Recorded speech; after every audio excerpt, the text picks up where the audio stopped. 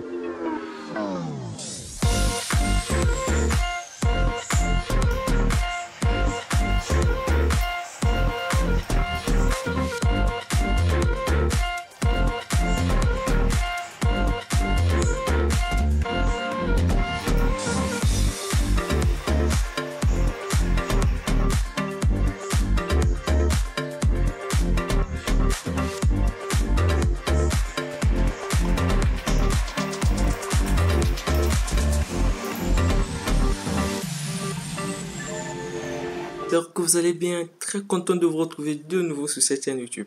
Alors chers amis, dans cette vidéo, on va donc apprendre à réaliser un véhicule éviteur d'obstacles. Donc le code source que je viens donc vous proposer fonctionne tout aussi bien que sur une carte Arduino, que sur une carte ESP32. Alors pour ceux qui découvrent ma chaîne pour une première fois ou encore ceux qui n'y sont pas encore abonnés, en tout cas chers amis, n'hésitez vraiment pas de vous abonner et partager la chaîne pour la faire découvrir à d'autres personnes. Alors ici on a par exemple un schéma de montage qui est là. Donc ce schéma-ci je l'ai fait juste pour vous expliquer comment câbler le circuit intégré que je vais plus utiliser dans ce programme. Donc dans la vidéo de démonstration que vous avez donc eu à voir, c'est ce circuit intégré que j'ai donc eu à utiliser. Et donc ici on a comment le monter. Donc là vous avez la carte Arduino Uno, mais moi dans la démonstration c'est la carte ESP32 que j'ai eu à utiliser. Donc bien que j'ai eu à emballer les choses, que je n'ai pas ouvert ça parce que les fils sont un peu entremêlés à l'intérieur, mais le chemin de câblage est là. Donc on va le tester juste après sur Tinkercad, vu que j'ai donc réalisé sur Tinkercad. Donc en ce qui concerne les moteurs et tout, donc lorsqu'on connecte des choses de grande puissance, si on veut contrôler des choses de grande puissance avec un microcontrôleur, le mieux c'est d'utiliser les drivers.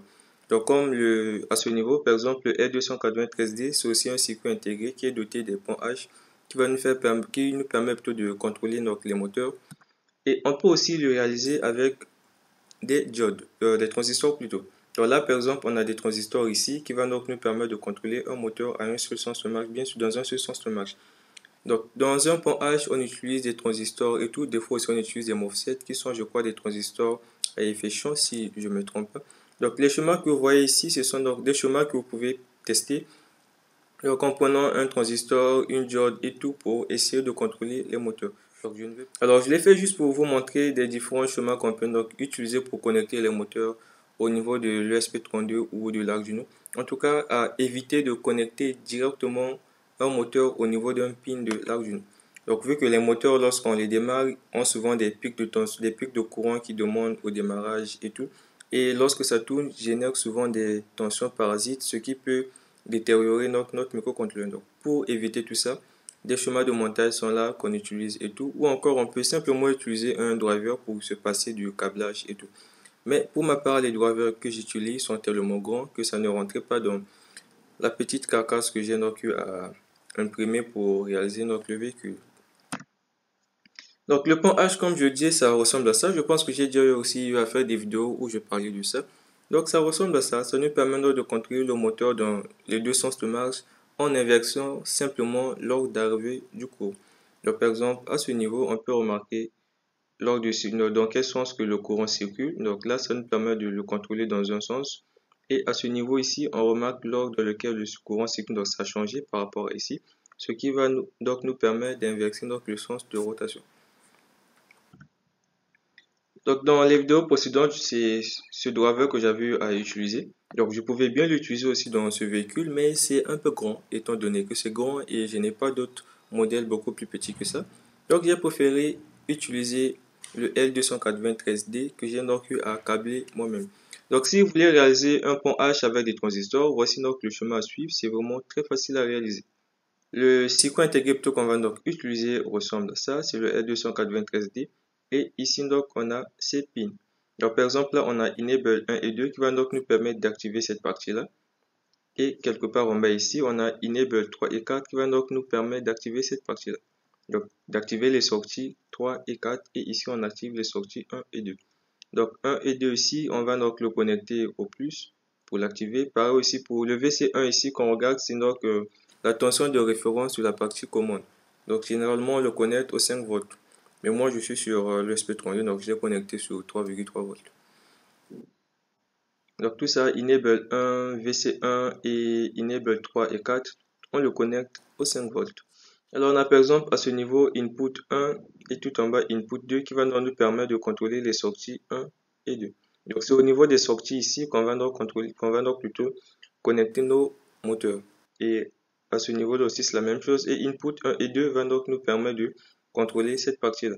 Et ici au niveau de VC2, donc c'est VCC2 plutôt, c'est à ce niveau qu'on va donc connecter la tension qui va donc nous permettre de contrôler la sortie. Donc nos moteurs sont donc alimentés par la tension qu'on aura donc à mettre au niveau de VC2. Donc de l'autre côté aussi c'est exactement la même chose. On va donc se rendre sur TIC 4 pour essayer de simuler le chemin de montage que je vous ai montré au tout début. Donc là on est sur TIC 4, donc c'est un logiciel de simulation en ligne. Donc, il suffit juste d'avoir un compte Gmail et tout pour vous connecter. Donc là j'ai donc eu à réaliser le chemin, le code je l'ai rédigé, donc je l'ai mis à ce niveau là. Donc on a input, donc cette partie là, ces constantes vont nous permettre de contrôler le moteur 1 et ces deux autres constantes pour contrôler l'autre moteur. Donc en ce qui concerne le code, c'est très facile. Donc il nous suffit juste de mettre nos sorties dans l'état high et low. Donc par exemple à ce niveau, pour ce premier moteur, IN1 est à high et l'autre est à low, le moteur tournera dans un sens. Si on inverse, ça tournera dans l'autre sens. Et si tous les deux sont au même potentiel, comme par exemple high et high ou encore low et low, ça ne tournera pas. Donc le moteur sera en frein électromagnétique. Donc un freinage électromagnétique si je ne me trompe pas. Donc voilà un peu comment je l'ai connecté. Donc par exemple à ce niveau, qu'est-ce qu'on a ici?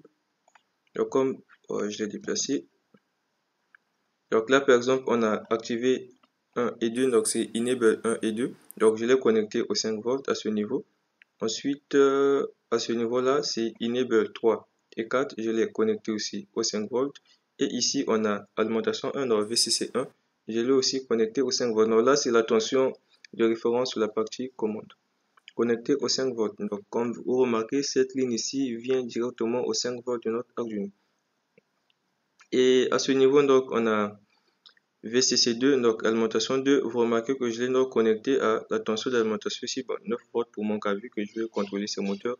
Ça prend parfois 6 à 9 volts, donc là il supporte bien. Donc là c'est au niveau de l'alimentation 2, c'est la tension qui va donc alimenter nos moteurs. Donc là je l'ai donc connecté au niveau de la pile. Et comme vous remarquez, le GND ici de l'Arduino, je l'ai relié aussi au GND de la pile, qui est aussi relié au GND de notre circuit intégré. Donc au milieu ici c'est le GND, pareil ici pour l'autre côté. Et donc ici qu'est-ce qu'on a? Donc là on a entrée 1 dans input 1 que j'ai donc eu à connecter au pin 3, et de l'autre côté on a input 2 que j'ai eu à connecter au pin 2.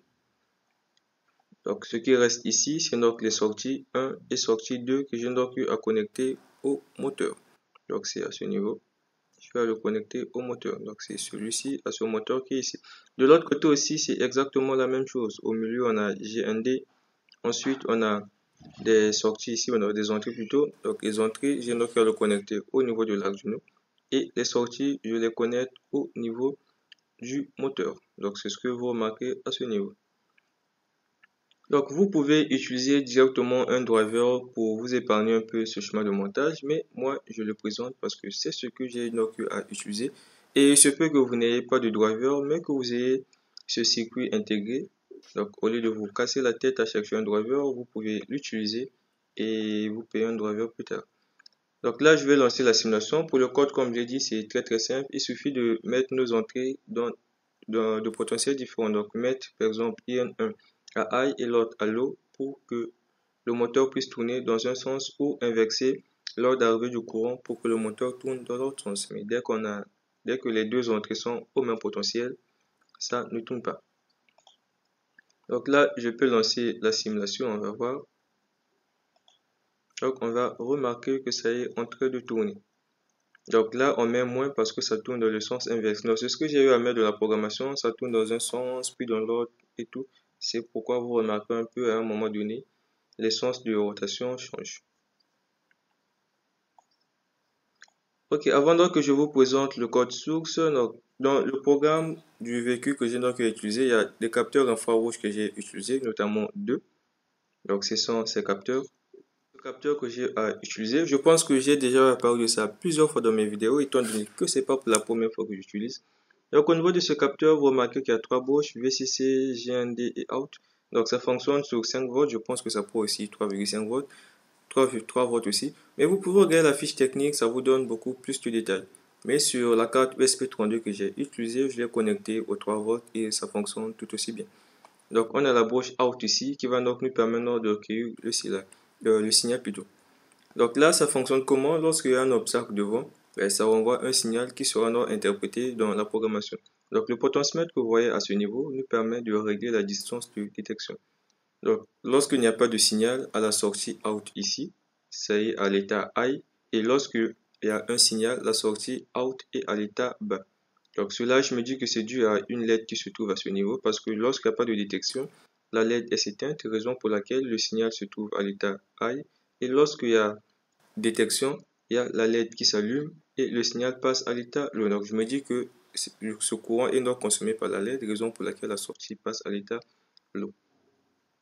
Donc voilà un peu tout ce qu'il nous faut. Il ne nous faut pas grand chose pour ce projet. Donc, on a juste besoin des moteurs, on a besoin donc de ces deux capteurs et on a besoin des LED et d'un driver. Uniquement ça, sans oublier le microcontrôleur bien sûr.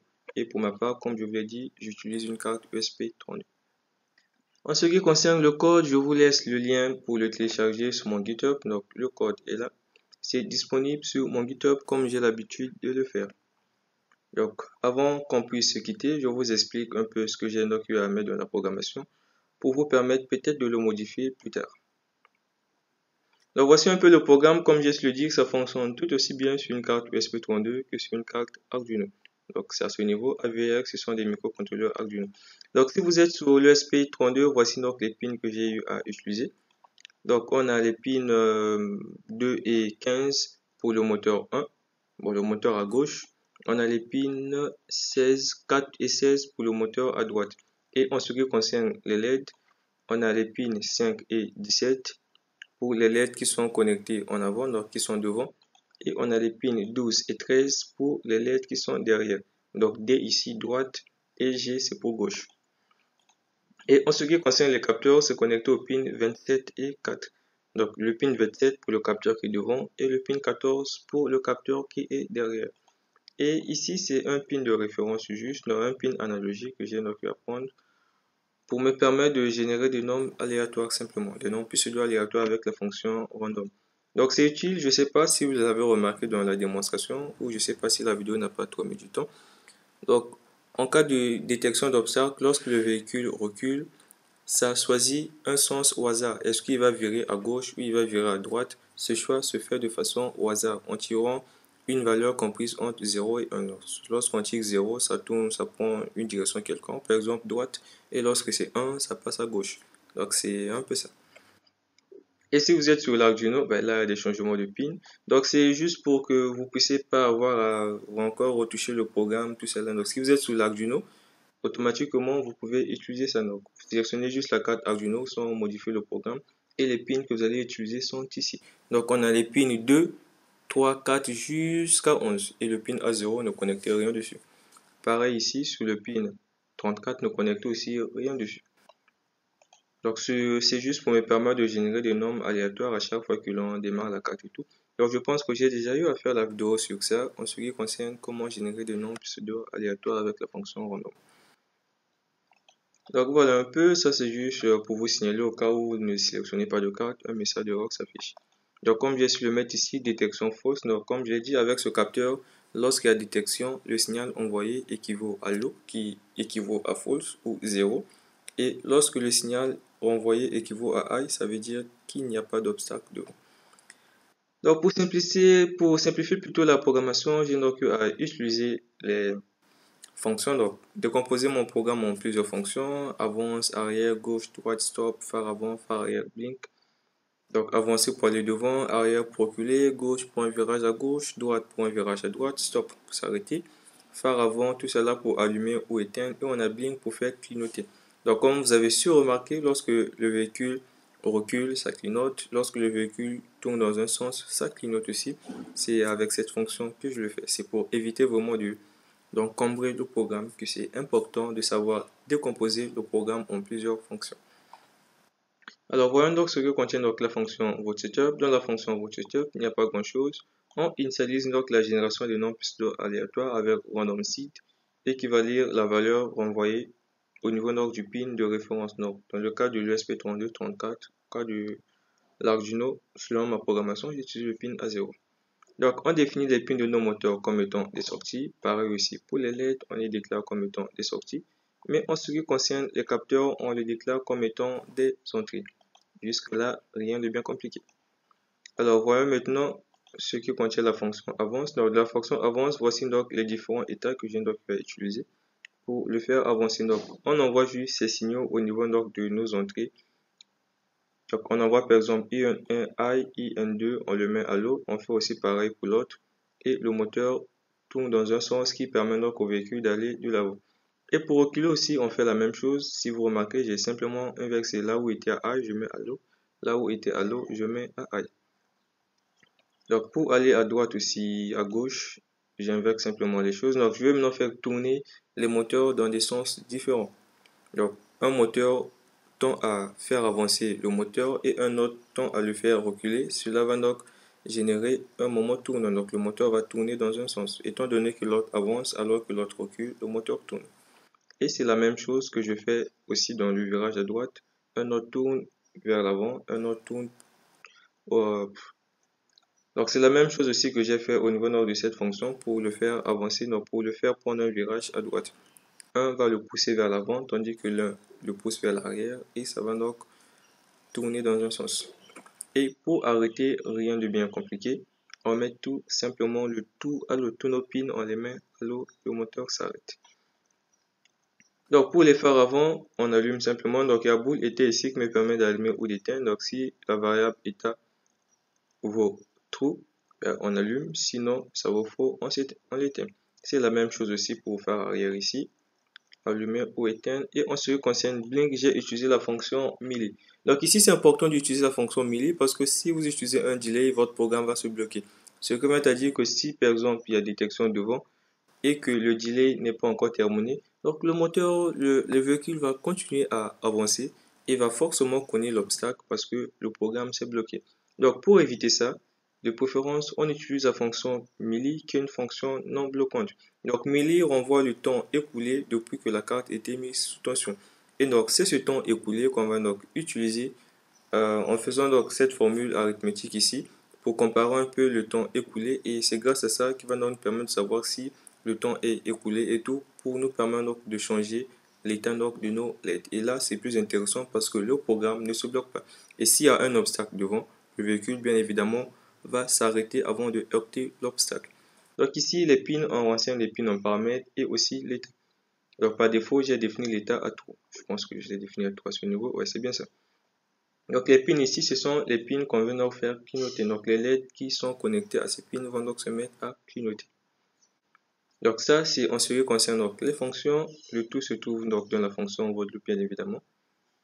Donc, comme vous avez su le remarquer, je ne sais pas si c'est vraiment, vous pouvez le remarquer dans la démonstration, mais comment fonctionne d'abord le programme? Alors, ce que fait le programme, c'est quoi? Lorsqu'on l'allume, lorsque le moteur, le véhicule va vers l'avant, on a les LED qui sont devant qui vont donc s'allumer et le véhicule va donc avancer. Et donc, si il trouve un obstacle devant, le véhicule va s'arrêter, les lampes de derrière vont s'allumer, en tout cas les deux vont s'allumer, et 3 secondes après, les lampes de devant s'éteignent, les lampes derrière se mettent à clignoter et le véhicule recule pendant 3 secondes, sauf s'il y a un obstacle derrière. Si le véhicule rencontre un obstacle, alors ça s'arrête et il va donc tourner dans un sens quelconque. Donc soit à gauche ou à droite en fonction du nombre tiré. Et voilà donc ce que ça fait. Donc comme vous avez aussi su le voir, il n'y a pas de capteurs qui sont situés à côté. Donc si ça tourne et qu'il y a un obstacle à côté, ben, ça peut cogner l'obstacle, sauf si l'obstacle est devant. Donc les obstacles détectés doivent être devant ou derrière si l'obstacle est sur le côté ou n'est pas dans le champ de détection de notre capteur. En tout cas, le véhicule va cogner, forcément. Donc voilà ce qu'on fait. On va donc vérifier s'il n'y a pas d'obstacle devant. On allume le fer avant, on avance donc en faisant simplement appel à nos fonctions. C'est très simple. Donc ceci est là. Au cas contraire, c'est qu'il y a un obstacle devant. Qu'est-ce qu'on fait? On éteint le phare avant. Ah, je m'étais trompé en disant que les deux s'allumaient. Donc on éteint le phare avant, on allume le phare arrière, on arrête le moteur et on patiente. Donc après avoir patienté, et là maintenant on va initialiser le temps. Donc pour faire clignoter nos lampes et tout. Et là, le véhicule va maintenant se mettre à reculer tout en faisant clignoter les LED. C'est ce qui se fait à ce niveau-là. Donc, tant qu'il n'y a pas de détection, le véhicule va se mettre à reculer et 3 secondes après, la boucle s'arrête. Ou encore, s'il y a détection, la boucle va s'arrêter, on arrête et on arrête le moteur, donc le véhicule et aussi le clignotement. Et après là, on va donc faire un tirage pour tirer soit 0 ou 1. Donc ici, c'est exclusif. Donc lorsque j'ai mis de 0 à 2, ça va tirer entre 0 et 1. Donc à ce niveau ici, qu'est-ce qu'on va donc faire ici? On va donc prendre un virage à gauche ou à droite. Donc en fonction de la valeur tirée ici par random, le véhicule va donc virer dans un sens ou dans l'autre. Donc par exemple ici, si on a tiré 0, le véhicule va virer vers la gauche. Et donc si on a tiré 1, le véhicule va donc prendre à droite. Et le virage aussi, c'est la même chose. Le temps écoulé, c'est toujours 3 secondes vu que c'est la même variable. Donc 3 secondes après, le véhicule va donc s'arrêter. On allume les phares avant et arrière, on patiente, on éteint tout et le programme recommence à 0. Alors j'espère que ce projet vous a été utile et que vous avez pu en tirer quelque chose de telle sorte que vous pouvez écrire le vôtre et aussi bien améliorer ce que je vous propose.